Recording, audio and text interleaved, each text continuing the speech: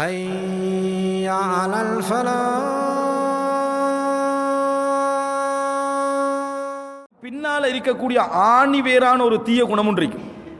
ஒருத்தர் கடுமையாக கோவப்படுறார், ஒருத்தர் மற்றவர்களை மதிப்பது கிடையாது, இன்னொருத்தர் புன்முறுவல் பூர்ப்பது கிடையாது, இன்னொருவர் விட்டு கொடுப்பது கிடையாது. இது போன்ற பண்பாடுகள் எல்லாம் ஒவ்வொன்றும் ஒவ்வொரு மோசமான கெட்ட குணமாக இருந்தாலும் சரி, இதற்கெல்லாம் ஒரு ஆணிவேர் உண்டு. இதற்கெல்லாம் ஒரு ஆணிவேர் உண்டு. அந்த ஆணிவேரான சில குணங்களை நாம் களையாது விட்டால் ஒரு மனிதனால் கோபத்தை களைய முடியாது, ஒரு மனிதனால் விட்டு கொடுப்பு செய்ய முடியாது, மற்றவர்களோடு புன்முறுவல் பார்த்து பேச முடியாது, இங்கிதமாக நடக்க முடியாது, கௌரவமாக வாழ முடியாது, மற்றவர்களை கௌரவப்படுத்த முடியாது. எல்லாமே பார்த்தீங்கன்றால் ஒரு கெட்ட குணத்தோடு என்ன செய்யும், சம்பந்தப்படும். இதுபோல சில மோசமான கெட்ட குணங்களை நாம் எப்படி அடையாளம் கண்டு கொள்ளலாம் என்று சொன்னால், இஸ்லாம் அதற்கு வழங்கி இருக்கக்கூடிய மிக பயங்கரமான தண்டனை வைத்து அடையாளம் கண்டு கொள்ளலாம். சில கெட்ட குணங்களை பற்றி ரசூலுல்லாஹி ஸல்லல்லாஹு அலைஹி வஸல்லம் அவர்கள் சொல்கிற நேரத்தில் கடுமையாக எச்சரித்து சொல்லியிருப்பார்கள். அதில் ஒன்று பெருமை. அதில் ஒன்று பெருமை. ரசூலுல்லாஹி ஸல்லல்லாஹு அலைஹி வஸல்லம் சொன்னார்கள், எவளது உள்ளத்திலே மிஸ்கால் உதர்ர மினல் கிபிர், பெருமையின் ஒரு அணுவளவேனும் யாருடைய உள்ளத்திலே இருக்கிறதோ அவர் சொர்க்கம் நுழைய மாட்டார் என்றாங்க. எப்பயும் ஹதீதுகளில் நரகம் நுழைவார் என்று வருகின்ற தண்டனையை விட சொர்க்கம் நுழைய மாட்டார் என்று வந்தால் அது பெரிய தண்டனை. அது என்ன பெரிய தண்டனை? யாருடைய உள்ளத்திலே அணுவளவேனும் பெருமை இருக்கிறதோ அவர் சொர்க்கம் நுழைய மாட்டார் என ரசூலுல்லாஹி ஸல்லல்லாஹு அலைஹி வஸல்லம் அவர்கள் சொன்னார்கள். இந்த அணுவளவேனும் அதாவது பெருமை இருக்கிறதோ என்று ரசூலுல்லாஹி ஸல்லல்லாஹு அலைஹி வஸல்லம் சொன்னார்களே, இந்த பெருமை பல தீய குணங்களுடைய ஆணிவேர், பல தீய குணங்களுடைய ஆணிவேர்.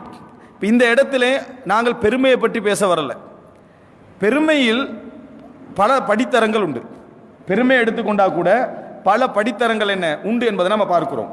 பெருமையிலே ஆக மோசமான ஒரு குணமாக இஸ்லாம் சொல்லுவது, ஒரு மனிதனுக்கு வெளிப்படுகின்ற அதாவது வெளியே காட்டுகின்ற பெருமை அல்ல. இமாம் இப்னு தைமியா ரஹிமஹுல்லாஹ் அவர்கள் பெருமையை பிரிக்கிற நேரத்தில் ரெண்டா பிரிப்பார்கள். அல் கிபிர் அல் முத்தரஃபியா, இன்னொன்று அல் கிபிர் அல் முத்தஹஃபித். ஒன்று உயர்வு காட்டக்கூடிய பெருமை, இன்னொன்று பணிவு காட்டக்கூடிய பெருமை. எப்படி நேர் எதிராகிக்குது? ஒன்று உயர்வு காட்டக்கூடிய பெருமை. பணிவு காட்டினாலே நமக்கு பெருமை இல்லைன்னு நம்ம நினைக்கிறோம். நான் இமாம் இப்னு தைமியா ரஹிமஹுல்லாஹ் அவர்கள் குணங்களை பிரித்து சொல்கிற நேரத்தில் உயர்வு காட்டக்கூடிய பெருமை என்றா தம்பட்டம் அடிக்கிறது. நாம் என்ன சொல்லுவோம், என்னது தம்பட்டம் அடிக்கிறது அப்படி என்று சொல்லுவோம். தம்பட்டம் அடிக்கிறேன்டா, என்கிட்ட வீடு இருக்குது, என்கிட்ட அது இருக்குது, என்கிட்ட எது இருக்குது என்று அதை என்ன மற்றவர்களுடைய மனம் நோகின்ற அளவில் தன் பொருளாதாரத்தை, தனது அந்தஸ்தை, தனது பேச்சிலே, தனது நடையிலே, தனது உடையிலே ஒரு பெருமைத்தனமான குணங்களை என்ன காட்டுவது, அதாவது அல் கிபிர் அல் முத்தரஃபி. அதாவது நாங்கள் பொதுவாக பெருமை என்று அதைத்தான் சொல்கிறது. நாங்கள் பொதுவாக மக்களுக்கு மத்தியில் பெருமை என்று சொல்கிறது அந்த குணத்தை தான் நம்ம என்ன செய்வோம், பெருமை என்று சொல்லுவோம். ஆனால் இன்னொரு பெருமை இருக்கிறது, அல் கிபிர் அல் முத்தஹஃபித். அது என்ன என்று சொன்னால் பணிவு காட்டுறது, பணிவின் மூலமாக ஒரு பெருமை தேடுவது. அதாவது எனக்கு பெருமை இல்லைன்னு நிறைய பேர் சொல்லுவாங்க, அது ஒரு பெரிய பெருமையாக சொல்லிக்கின்றிருப்பாங்க. எதை எனக்கு பெருமையே இல்லை அப்படின்னு அதை கொஞ்சம் பெருமையாக என்ன செய்வாங்க, சொல்லிக்கின்றிருப்பாங்க. நான் பொதுவாக எல்லா மக்களோட சேர்ந்து பழகிறவேன், அதை ஒரு பெருமையாக என்ன செய்வாங்க, சொல்லிக்கின்றிருப்பாங்க. எனக்கு இந்த தலைமைத்துவ பதவி அதிலெல்லாம் ஒரு போட்டி உணர்வே இல்லை, அதை ஒரு பெருமையாக என்ன செய்வாங்க, சொல்லிக்கொண்டிருப்பார்கள். நான் இதுவரை காலமும் என்ன யாரோடையும் போய் போட்டி போட்டு அப்படி இப்படி என் குணத்தை காட்டினதே இல்லை. அப்படி எனக்கு நல்லா இங்கிலீஷ் தெரியும், ஆனால் நான் யாருக்கு முன்னால் இங்கிலீஷ் பேசினது கிடையாது. இப்படி என்னடா அவர் பணிவாக இருக்கிறார் என்பதன் மூலம் என்ன தேடுறது, பெருமை தேடுவது. விட்டு கொடுப்பின் மூலம் பெருமை. இந்த ரெண்டு விதமானதும் பெருமைதான். ஆனால் இதை கொஞ்சம் பேர் பணிவன் என்ன செய்கிறாங்க, நினைத்து கொண்டிருக்கிறார்கள். இந்த ரெண்டாவது தர பெருமை இருக்கிறதானே, இது எதன் மூலம் விளைகிறது தெரியுமா? அந்த இடம்தான் தற்பெருமை என்று சொல்வது. அதாவது இந்த இந்த மாதிரியான அம்சங்கள் இருக்கிறது, அதாவது உஜுப் என்று சொல்லக்கூடிய ஒரு கெட்ட குணத்துடைய விளைவு. இதில் சரியா தமிழில் இது எப்படி மொழிபெயர்க்கிறேன்னு தெரியல. தற்பெருமை கூட அல்ல, அது கூட தற்பெருமை கூட அல்ல. உஜுப் என்றது தற்பெருமை என்றா கூட என்ன செஞ்சிரும், அது ஒரு வெளிப்பற்றும். உஜுப் என்பது உள்ளத்தில் ஏற்படக்கூடிய தன்னை பற்றிய ஒரு விதமான சுய திருப்தி, தன்னை பற்றி ஏற்படக்கூடிய ஒரு சுய திருப்தி, தான் எல்லாவற்றிலும் ஒரு பூர்ணமானவன் என்கின்ற ஏற்படக்கூடிய ஒரு உணர்வு, அதுக்கு பேர் அதான் உஜுப் அப்படி என்று சொல்வது. அப்ப முதலாவது நீங்க என்ன புரிஞ்சுக்கொள்ளணும், முதலாவது பெருமை பல கெட்ட குணங்களுடைய ஆணிவேர். அதற்கு அதாவது அடுத்த மோசமான ஒரு நிலை என்ன என்று சொன்னால் பணிவு காட்டக்கூடிய பெருமை. இது ஓரளவுக்கு தற்பெருமை என்று சொல்லலாம். ஆனால் இதுக்கு அடுத்தபடியாக இருக்கக்கூடிய ஒரு உணர்வு தான் உஜுப் என்று சொல்றது. உஜுப் என்று சொன்னால் அவர் சில பொழுது பேச மாட்டார், அந்த பெருமையை பற்றி வெளிப்படுத்த மாட்டார், அந்த பெருமையை மற்றவங்ககிட்ட சொல்ல மாட்டார். ஆனால் உள்ளத்தில் மழை போல பெருமை இருக்கும். உள்ளத்தில் எப்படி இருக்கும்? மழை போல பெருமை இருக்கும்.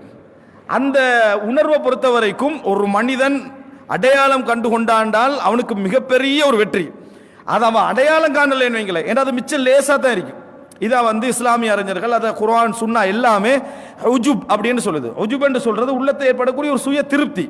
சில பொழுதுகளில் அவர் அதை வெளிப்படுத்திக்க மாட்டார், யார்கிட்டையும் காட்டிமிக்க மாட்டார், மிச்சம் பணிவா மக்களோட பழகிப்பார், மிச்சம் பணிவா எல்லாரோட நடந்திருப்பார். ஆனால் உள்ளத்தில் எப்படி இருந்திருப்பார் என்று சொன்னால் உச்சகட்ட நிலையில் இருந்திருப்பார். ஆனால் அதுக்கென சில அடையாளங்கள் உண்டு, அதற்கே உரிய இடத்துல அது வெளிப்படும், அதற்கே உரிய இடத்துல வெளிப்படும்.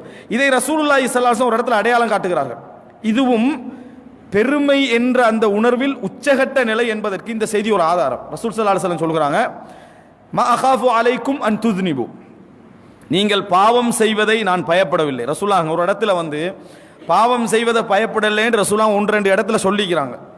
அது என்னத்துக்கு என்று சொன்னால் அதுக்கு அடுத்தது மிச்சம் மோசமானது என்றதுனால, அதுக்கு அடுத்தது மிகவும் மோசமானது என்றதுனால பாவம் செய்வதை நான் உங்களுக்கு பயப்படவில்லை. உதாரணமாக ரசூலுல்லாஹ் ஒரு செய்தியில் சொல்றாங்க, நீங்கள் பாவம் செய்வதை நான் பயப்படவில்லை, பாவம் செய்யாமல் இருந்து நீங்க இந்த மன்னிப்பு கேட்கிற தன்மை இல்லாமல் போகுமே, அந்த நிலைமை உங்களுக்கு இருக்குமாக இருந்தால் அல்லாஹ் பாவம் செய்யக்கூடிய ஒரு சமுதாயத்தை கொண்டு வந்து மன்னிப்பு கேட்க வேண்டவர்களாக அவர்களை ஆக்குவான் அப்படின்னு ரசூல் ஸல்லல்லாஹு அலைஹி வஸல்லம் சொன்னாங்க. ஏன்னா அல்லாஹ்விடத்தில் எப்பொழுதுமே இஸ்திக்ஃபார், பாவ மன்னிப்பு கேட்க வேண்டும் என்றது அல்லாஹ்வுடைய விருப்பம், அல்லாஹ்வுடைய எதிர்பார்ப்பு. இந்த மாதிரி ஒரு இடத்துல ரசூலுல்லாஹி ஸல்லல்லாஹு அலைஹி வஸல்லம் சொல்றாங்க, நீங்கள் பாவம் செய்வதை நான் பயப்படவில்லை, நான் பயப்படுவதெல்லாம் பாவம் செய்யாமல் இருந்து உங்களது உள்ளத்திலே உஜுப் என்ற ஒரு சுய திருப்தி ஏற்படுமோ என்பதை நான் பயப்படுகிறேன். நான் சொல்லலாம், பாவம் செய்யாமல் இருக்கிற நேரத்தில் ஒரு சுய திருப்தி ஏற்படும், அதை நான் பாவத்தை விட பெரிய ஒன்றா பயப்படுறேன். நாங்கள் சொல்லலாம், அப்படி என்றால் எல்லா பாவங்களை விட ஒரு மிகப்பெரிய ஒரு பாவம் என்னென்றா நான் பாவம் செய்யலை என்ற ஃபீலிங், நான் பாவம் செய்யலை என்ற உணர்வு இருக்குதே, அதனால எல்லாரும் பாவம் செய்யணும்னு அவசியம் இல்லை, செய்யறது போதும் வணங்கிட்டா. ஆனால் இந்த ரசூலுல்லாஹ் இதை சொல்ல வருது என்ன தெரியுமா, பாவம் செய்யவில்லை என்பதன் மூலம் ஏற்படுற உணர்வு இருக்கிறது, அந்த உணர்வு மிகப்பெரிய பாவம் பண்ணாங்க ரசூலுல்லாஹ். உஜுப் அது எதனால் ஏற்படும் தெரியுமா? யாரும் பாவம் செய்யாத உலகத்தில் இல்லை, எல்லாரும் தவறு செய்கின்றவர்கள், அவரவர்கள் இஹ்லாஸ் அவரவர்கள் தக்வாவுக்கு ஏற்ப ஏற்ற இறக்கங்கள் இருக்கும், செய்யாதவர்கள் என்று யாரும் இல்லை.